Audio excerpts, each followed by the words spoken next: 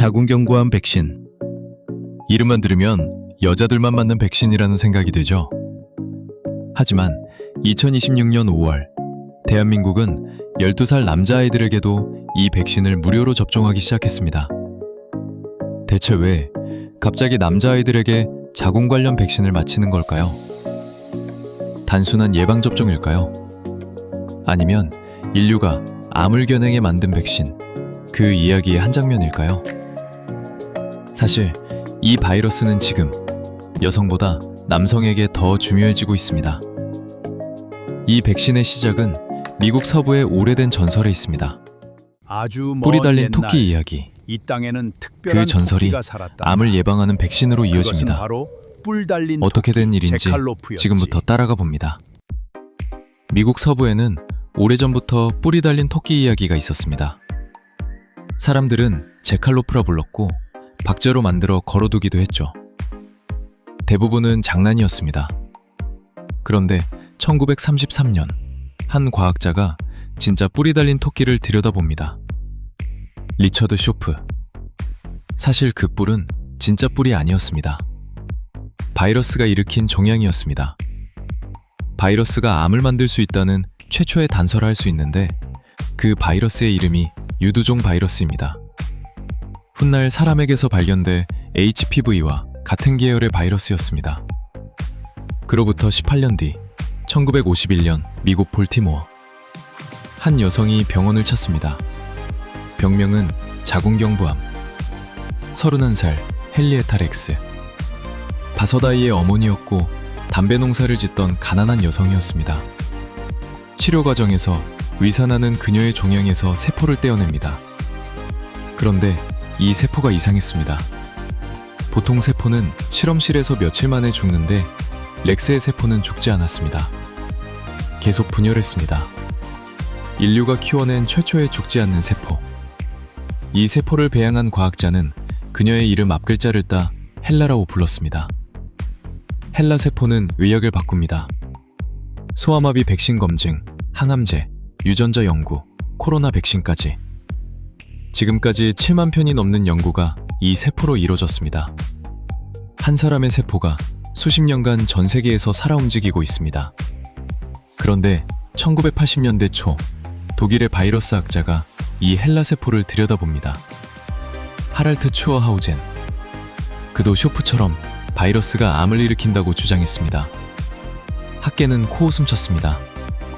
그런데 그가 헬라 세포를 분석하자 그 안에서 바이러스가 나왔습니다.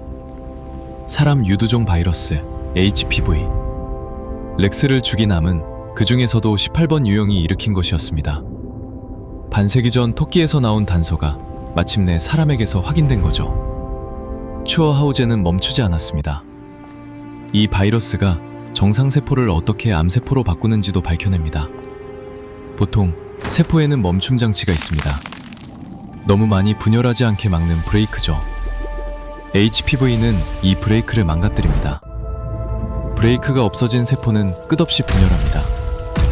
렉스의 세포가 죽지 않는 이유가 그녀가 암으로 숨진 이유와 같았습니다. 2008년 추어하우젠은 노벨 생리의학상을 받습니다.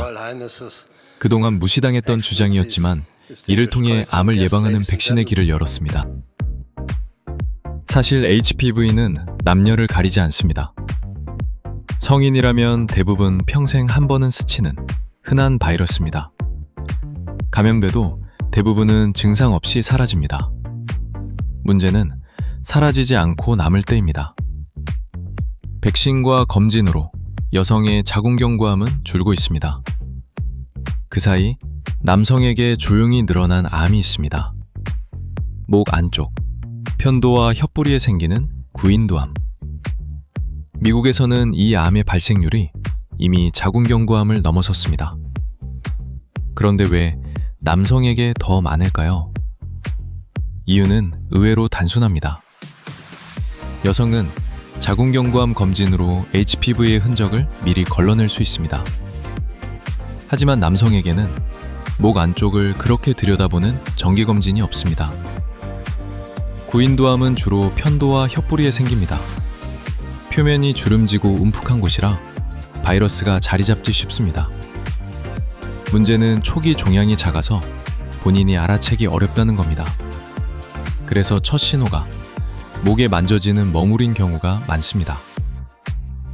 물론 지나치게 겁먹을 필요는 없습니다. HPV로 생긴 구인도암은 담배나 술로 생긴 같은 부위 암보다 치료 반응이 좋은 편으로 알려져 있습니다. 비교적 젊고 건강한 사람에게 생기고 치료 성적도 나은 편입니다. 단, 같은 경우라도 담배를 피우면 재발과 전이 위험이 올라갑니다.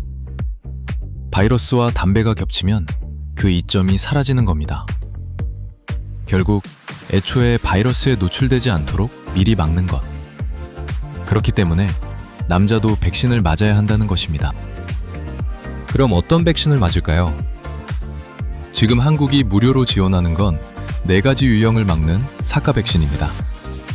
그런데 한국인에게 비교적 흔한 유형 가운데는 사카로는 막지 못하는 것도 있습니다.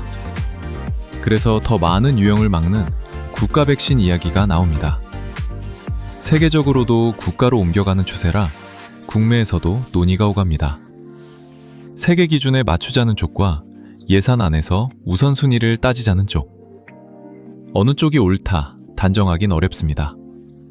다만 이런 논의가 오간다는 것 자체가 지금 HPV 예방이 그만큼 중요한 화두라는 뜻이기도 합니다. 또 하나, 왜 하필 12살일까요? 아직 이르지 않나 싶으실 겁니다. 12살, 이 나이가 백신이 가장 잘 드는 때입니다. 어릴수록 항체가 더 세게 만들어져서 2번만 맞아도 충분합니다. 나이가 들면 3번을 맞아야 하죠. 그리고 무엇보다 바이러스와 만나기 전에 방어를 갖춰두는 겁니다. 12살은 너무 이른 나이가 아니라 가장 효과가 좋은 나이인 셈입니다.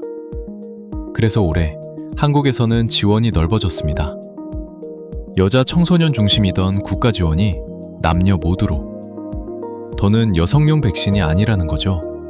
하지만 백신을 일찍 도입한 나라들에서 HPV 관련 질환이 눈에 띄게 줄고 있습니다. 혹시 최근 들어 목 한쪽이 붓거나 침을 삼킬 때 이물감이 몇 주째 계속된다면 그냥 피곤해서 부었겠거니 넘기지 마시고 한번 이비인후과 진료를 받아보시길 권합니다. 자궁 경부암 백신이 아니라 남녀 모두가 맞는 HPV 백신으로 불려야 하는 이유. 건강한 내일을 위해 오늘 준비한 이야기는 여기까지입니다.